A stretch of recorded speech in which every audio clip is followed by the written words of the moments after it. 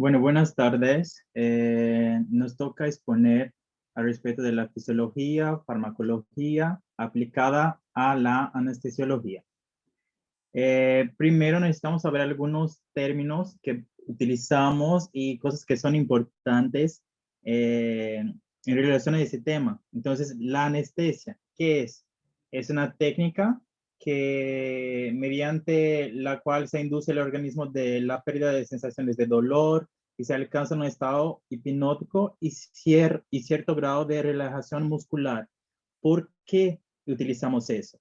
Imagínate, si fuéramos a hacer un procedimiento quirúrgico sin la anestesia, el paciente probablemente iba a sentir mucho dolor, podría presentar taquicardia, elevación de la presión arterial, incremento del O2, producción de CO2, taquipnea, náuseas y hasta mismo traumas psicológicos que podrían ocasionar en este paciente.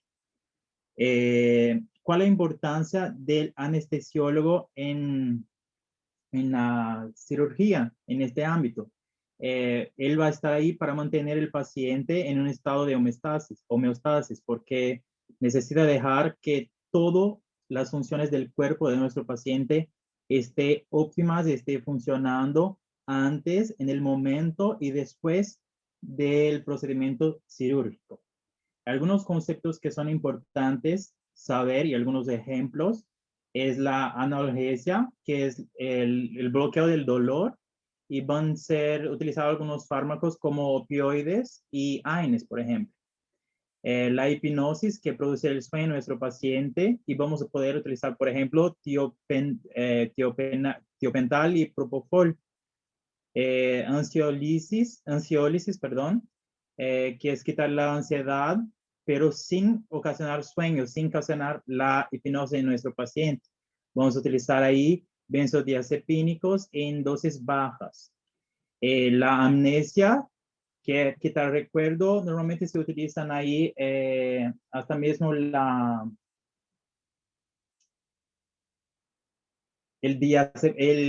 midazolam utilizan a veces para ocasionar esa amnesia en nuestro paciente. La anestesia, que es bloquear todas las sensaciones de tipo de sensibilidad. Podemos utilizar el isoflurano, que es un inhalatorio. Vamos a hablar un poquito más adelante de eso. Y la relajación muscular, que es el bloqueo de la conducción nerviosa motora en la unión neuromuscular, como utilizamos la succinilcolina. En las anestesias vamos a tener algunas clases, que son las anestesias regionales y la general, que van a estar subdivididas en algunos tópicos. Primero, la anestesia regional o conductiva es la que va a bloquear todas las sensaciones en una parte del cuerpo y además puede ocasionar la relajación muscular en determinada zona. Tenemos como ejemplo la anestesia raquídea, la espinal, subaracnoidea o hasta mismo llamada también de intratectal, que se aplica en líquido cefalorraquídeo y bloquea la médula y las raíces que emergen de ella. Las indicaciones para utilizar estos tipos de anestesia en cirugía urológica, ginecológicas, proctológica y miembros inferiores y cirugías abdominales también se utiliza. También tenemos la anestesia epidural o peridural y el anestésico se deposita en el espacio epidural entre el ligamento amarillo y la dura madre. Se puede aplicar en nivel sacro, lumbar, torácico o cervical. Las indicaciones de esa, trabajos de parto, ¿por qué?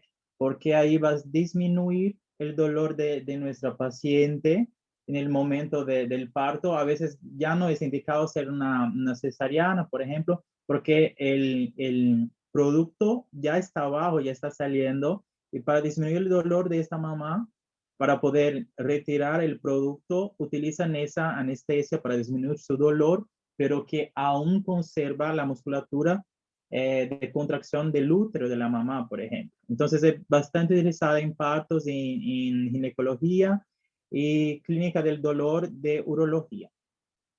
También vamos a tener la anestesia caudal, que la aguja se introduce por el hiato sacro, atravesando los dos ligamentos sacro-coxígenos posteriores.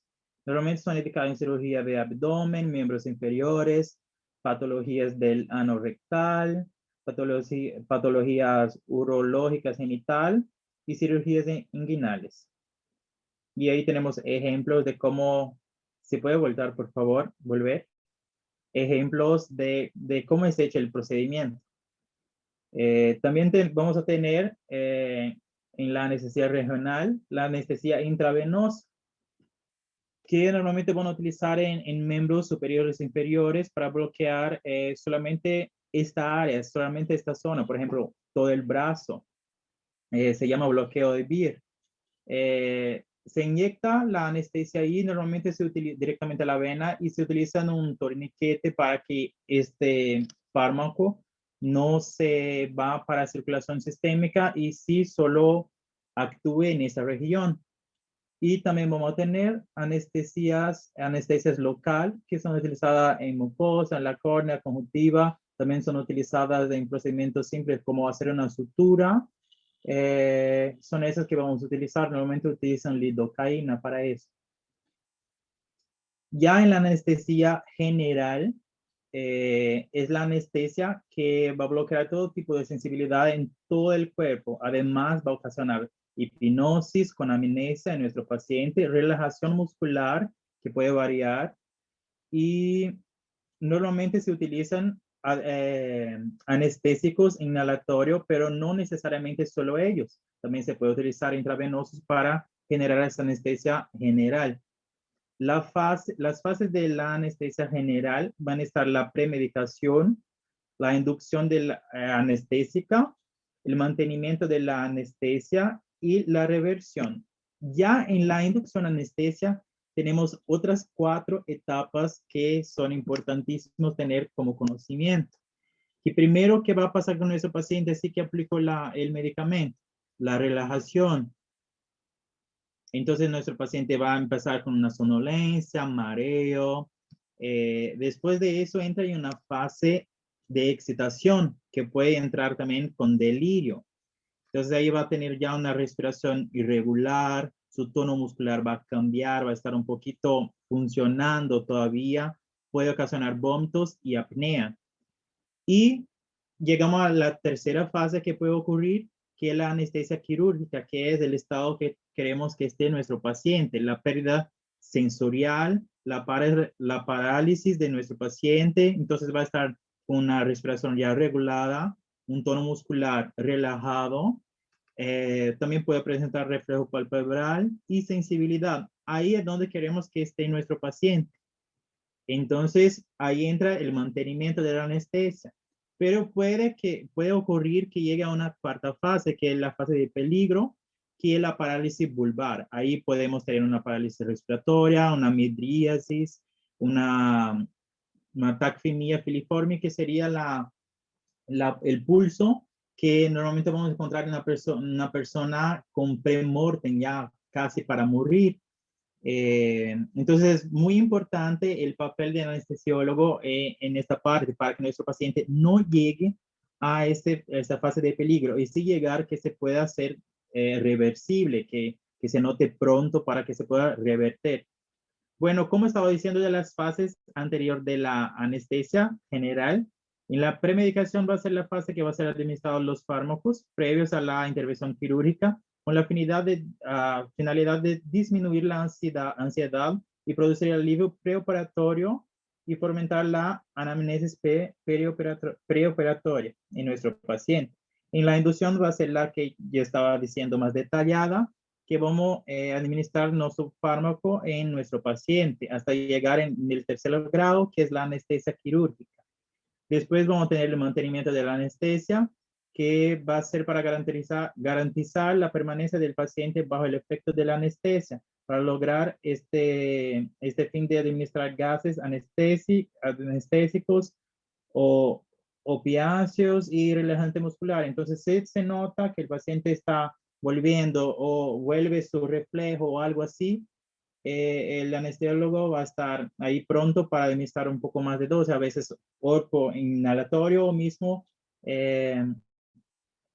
intravenoso, y van a estar administrando para poder mantener el paciente en el estado que queremos. Los anestésicos inhalatorios, el mecanismo de acción no está muy bien clarificado, pero parece que actúa expandiendo la doble capa lipídica de la membrana que pre y post sináptica, causando disfunción en canales iónicos, receptores y según mensajes tanto a nivel cerebral como medular. Y en esta anestesia a veces puede generar algunos problemas en nuestro paciente.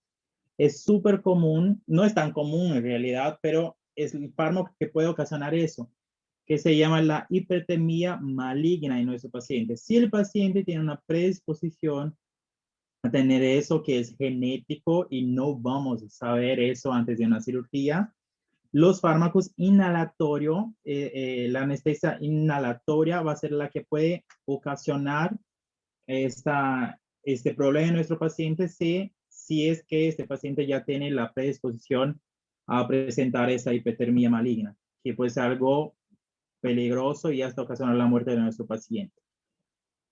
Ya otros términos que vamos a abordar es saber el sistema nervioso central, que tenemos que saber por qué es formado, que es el encéfalo y la médula espinal, y su función, que recibir las informaciones, entregarlas y producir respuestas. Ya el sistema nervioso autónomo es el sistema esencialmente motor, es que va a estar trabajando ahí nuestra movilidad, digamos así. Entonces, ahí vamos a tener el dividido en efectos simpáticos y parasimpáticos. Por ejemplo, en iris del ojo, si está estimulado el efecto simpático, va a ocurrir una dilatación de la pupila. Si el parasimpático, la contracción. Y siempre van a estar así, opuesto, el parasimpático del simpático. Por ejemplo, puede reducir la secreción en las glándulas salivales o aumentar la secreción, caso sea parasimpático. Y eso creo que ya sabemos hace un tiempo, como cuando hemos pasado fisiología, por ejemplo. También otro tema importante que tenemos que saber es dónde vamos a atacar, para qué vamos a utilizar tal fármaco, para ocasionar relajación o lo que sea, en qué región, qué va a recibir ese fármaco para que él pueda actuar en nuestro paciente. Entonces tenemos que saber los receptores que van a recibir ese fármaco. Entonces los receptores que tenemos son los adrenérgicos, que pueden ser alfa o beta, los dopaminérgicos, el ácido gamma aminobutírico, que es el GABA, el N-metil de aspartato, que es el NMDA, opioides, agentes inhalados que vamos a hablar y colinéticos. Al respecto de los adrenérgicos alfa 1, porque se van a dividir en alfa 1 y alfa 2. Bueno, el alfa 1 va a estar relacionado con la contracción del músculo liso, reabsorción del sodio, glucogenólisis, son postsinápticos al revés del alfa 2, que va a ser presinápticos. Y al activar aumenta el cauce intracelular y con ellos producen contracción del músculo liso en vasos sanguíneos, ojos, bronquios, útero, glándulas endócrinas, esfínteres gastrointestinales y genitourinarios. Los principales fármacos que conocemos ahí son los agonistas, que pueden ser adrenalina, noradrenalina, fenilefrina, efedrina y metoxamina. Y los antagonistas, menoxibenzomina, fentolamina, labetalol y prazonin. Incluso la adrenalina, por actuar en varios receptores, no directamente solo el alfa, va a actuar también en el beta principalmente y porque no es tan específico, son utilizados también en pacientes que están en anafilaxia, por ejemplo. Son bastante utilizados justo por ese papel de poder actuar en varios receptores distintos.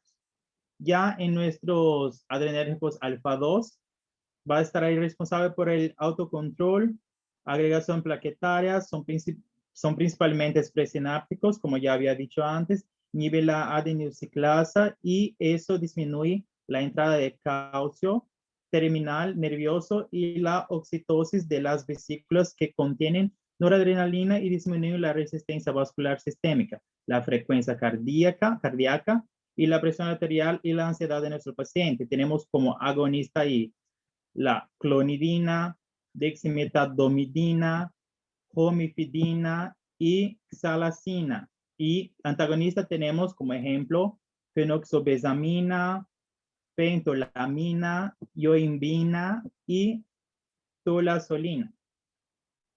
Ya en nuestros receptores adrenérgicos beta vamos a encontrar efectos cardíacos positivos. Se encuentra en el corazón y su estimulación es desencadenada por acción cardíaca positiva. Entonces, siempre que escuchar de los receptores betas, se van a acordar de las células cardíacas, porque ahí tenemos bastante. Además, también tenemos, por ejemplo, en pulmón y son responsables por la relajación, pero siempre van a estar relacionadas con el ámbito cardíaco.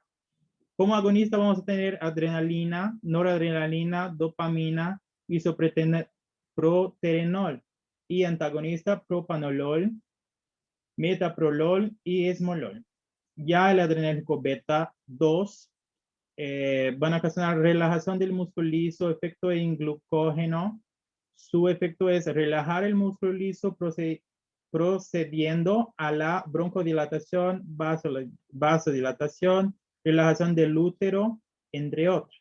También estimula la liberación de insulina, lipólisis y activación de la bomba sodio-potasio. Agonista tenemos otra vez la adrenalina, como ya había dicho, que actúa en varios receptores.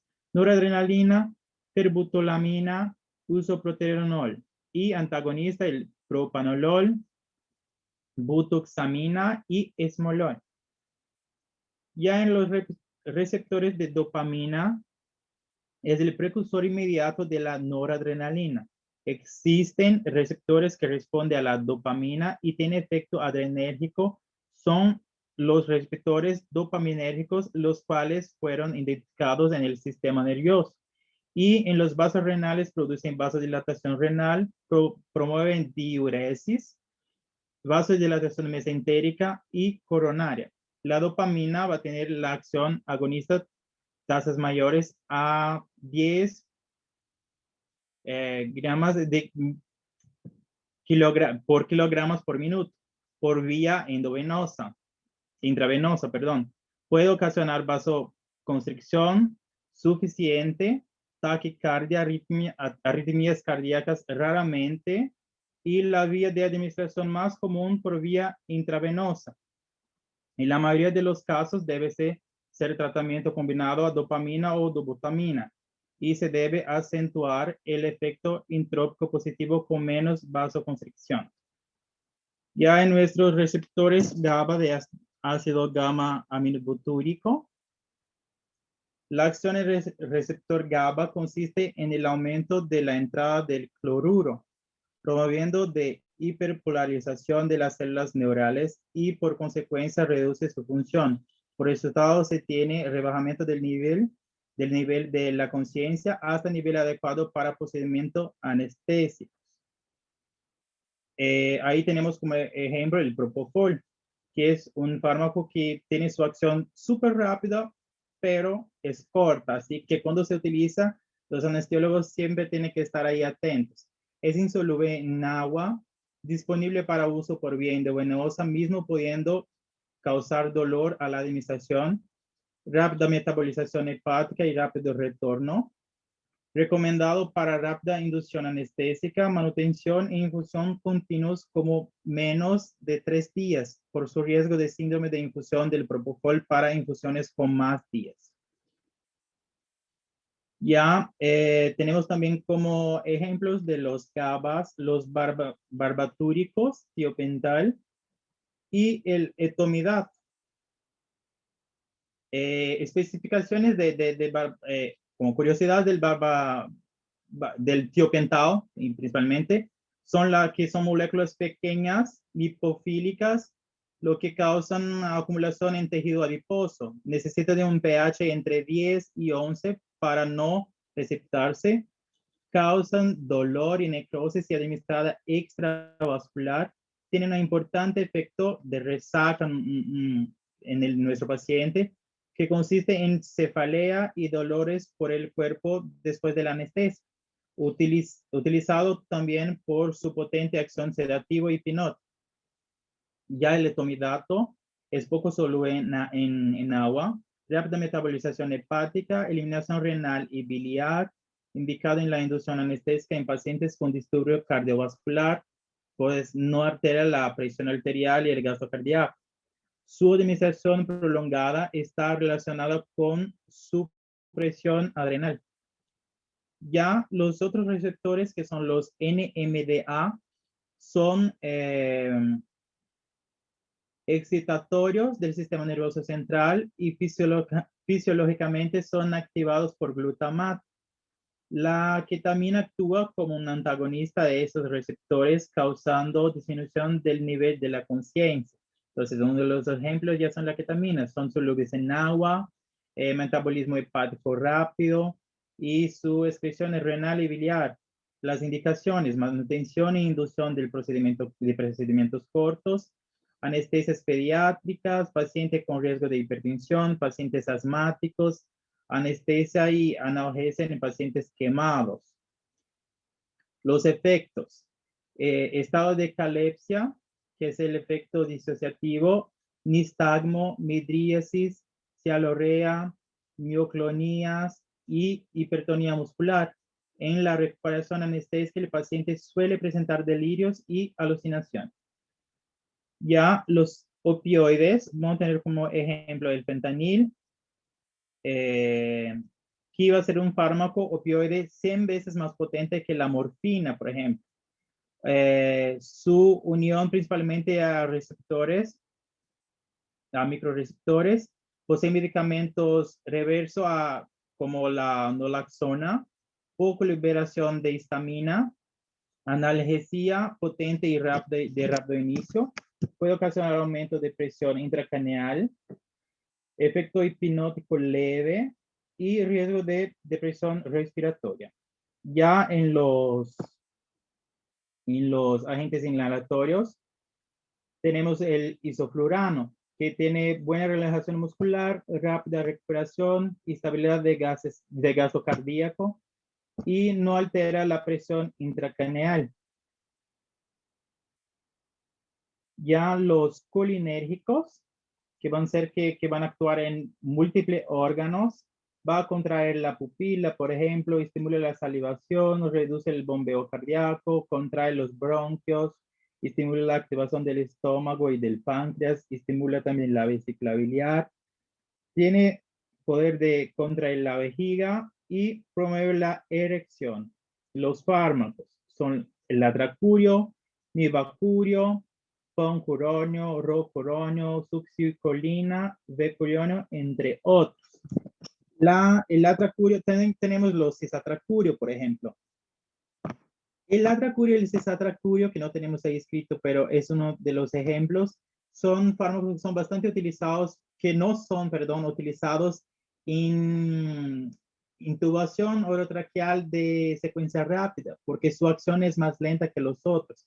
Van a tardar más o menos de 3 a 5 minutos. Y además el atracurio en especial puede ocasionar en nuestro paciente como hipotensión, y dosis muy altas va a liberar histamina en nuestro paciente. Ya el rocuronio es un que es súper utilizado en intubación de secuencia rápida porque es uno de los más rápidos de su grupo. Tiene su acción de 1 a 2 minutos. Entonces son bastante utilizados en intubaciones, estos fármacos. Y también vamos a tener los bloqueadores neuromusculares. Los bloqueadores neuromusculares detienen la función muscular durante un periodo corto, relajan los músculos esqueléticos durante una intervención quirúrgica u otro procedimiento que requiera la administración de anestesia general. También se puede usar cuando un paciente se le deba colocar una cánula dentro de la garganta para ayudar a la respiración, que sería la intubación. Todos los medicamentos se administran como en líquido transparente por vía intravenosa. Y en este grupo de bloqueantes neuromusculares vamos a tener los bloqueantes despolarizantes y los no despolarizantes. Los despolarizantes actúan como agonistas parciales, efectuando inicialmente una apertura de los canales iónicos, similar a la acetilcolina, pero su persistencia en el sarcolema a su transporte al interior de la célula desestabiliza a los receptores, produciendo un bloqueo de la transmisión neuromuscular. Todo eso va a ocurrir en la placa motora que tenemos. Entonces, él va a bloquear el potencial eléctrico de los neurones hasta los músculos. Y los no despolarizantes es la inhibición competitiva de los receptores nicotínicos de la acetilcolina en la membrana postsináptica de la placa motora. Entonces, los dos van a actuar ahí en la placa motora, pero de maneras distintas, ¿ok? Y los posibles efectos secundarios que puede ocasionar la utilización de estos bloqueantes neuromuscular: rubor, presión arterial baja, la hipotensión, aumento de la frecuencia cardíaca, mareos, espasmos musculares, escozor y dolor en la zona de la inyección, dificultad para respirar y debilidad muscular. Entonces, eso, cada tema de que hemos hablado más o menos son temas que podrían ser aprofundados y hablados en cada clase, digamos, porque son temas bastante complejos e importantes. Pero nos tocaba decir un poquito de cada, entonces espero que tengan comprendido. Y eso, muchas gracias.